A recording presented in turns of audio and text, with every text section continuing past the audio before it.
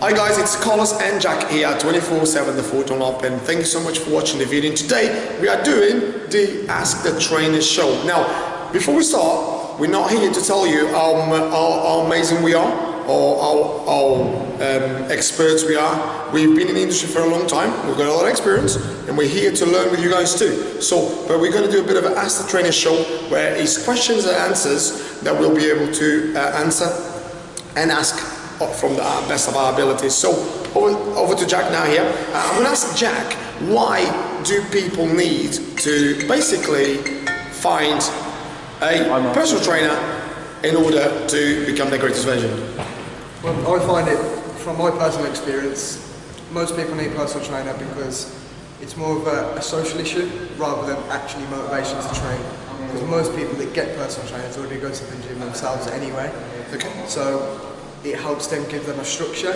So a few clients that I've had suffer with anxiety and stuff. So giving them a schedule, say 2-3 times a week, helps them then that they have to come to the gym and they're with somebody. They have a structure, they're being told what to do. When they're getting it wrong, they're being told how to correct it.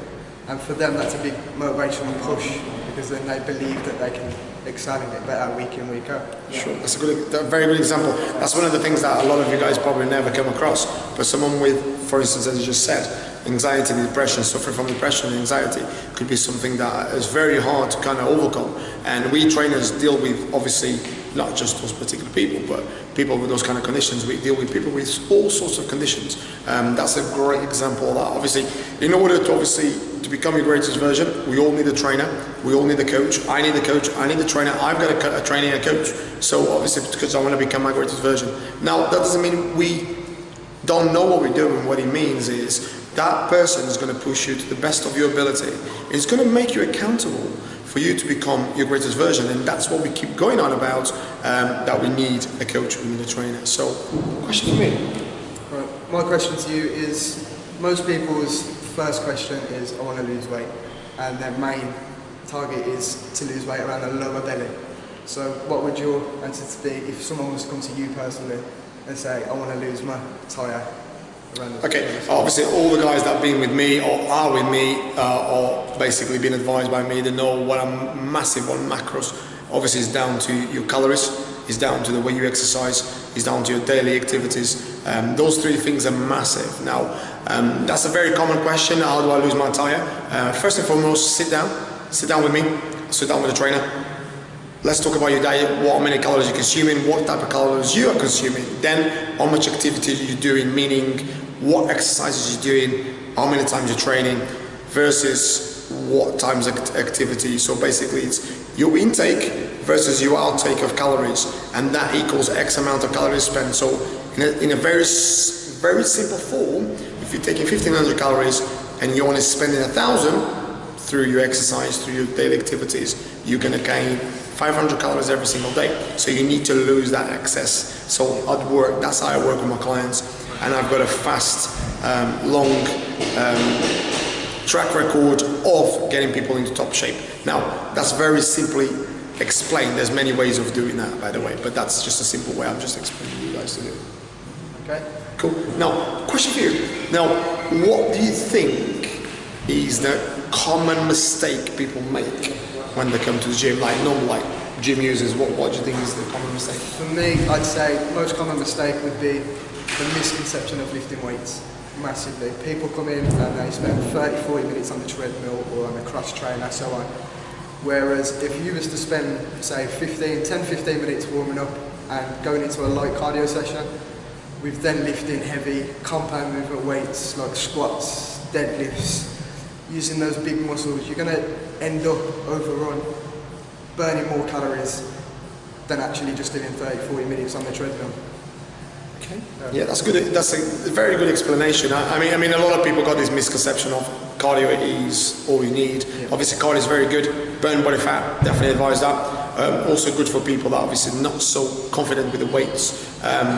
But the main thing, in order for you to get your body a stronger version of itself and a fitter version of itself, and not just from a showing off point of view, big muscles or whatever. Because a lot of people think weights. People that do weights are going to look like Arnold Schwarzenegger. You don't have to do that. Women, for instance, an example, they need, as they get to a certain age, or when I say they get to a certain age, any women needs that anyway, but when you get to an age where your bones and tendons and connective tissues and muscles become weaker, it's so important to strengthen those areas, because especially like joints, they become weaker, and that can actually get, it can become very, very sort of like rigid, and that's why a lot of people become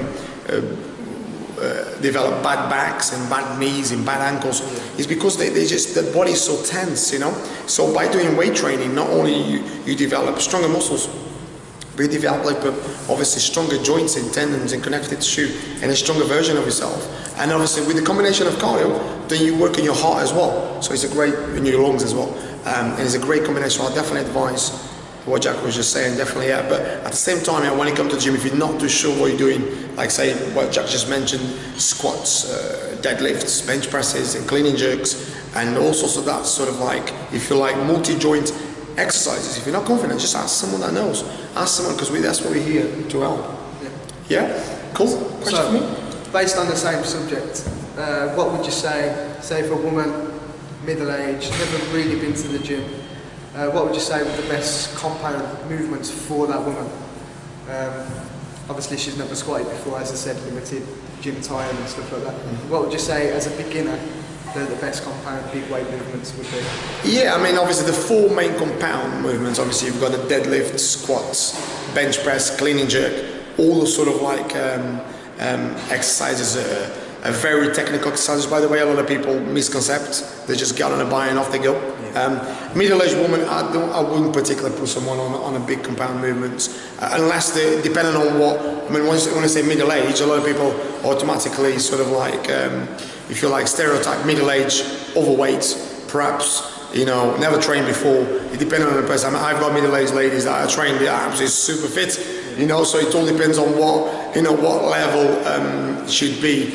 Do you mean a beginner, completely beginner? Yeah, literally never been to the gym, very limited gym time before. Yeah, I wouldn't, personally, I wouldn't get someone on a compound movements right away. I'd get mobility done first, I'd get them a little bit mobile, I'll get them obviously on the TRX, I'll get them on a lot of body weight exercises. Obviously then you start doing some squats, I'd definitely move away from the deadlift, definitely move away from the clean and jerk, but start doing some squats perhaps, not so much pressure on the spine. People start at body weight.